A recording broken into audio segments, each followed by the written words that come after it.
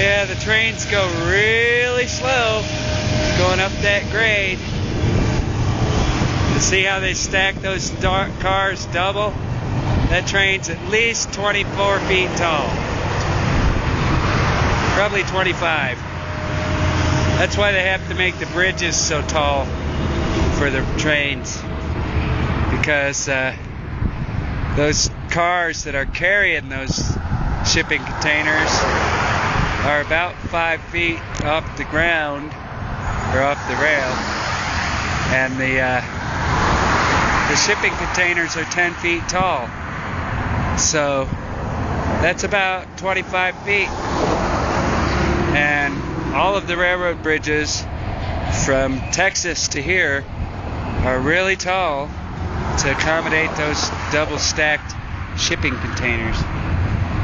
That's a really, really long train because it's got 4 engines on the front.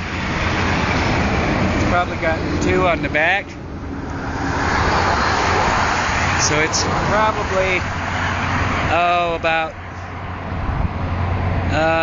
5, maybe 6 miles long. And it's going slow enough so if you wanted to hop a ride, you could. But I wouldn't do that. Not here. Not in Arizona, buddy. You get in a lot of trouble for doing that. Although when you're polite to the police officers, I've talked to some folks that all they got was a misdemeanor trespassing ticket, and they were good to go. And the officer was almost miffed that somebody called the law on him because he didn't want him stuck in his town, you know. But yeah, every one of those shipping containers is loaded up full. And that train is working, buddy. It's working to get up them mountains.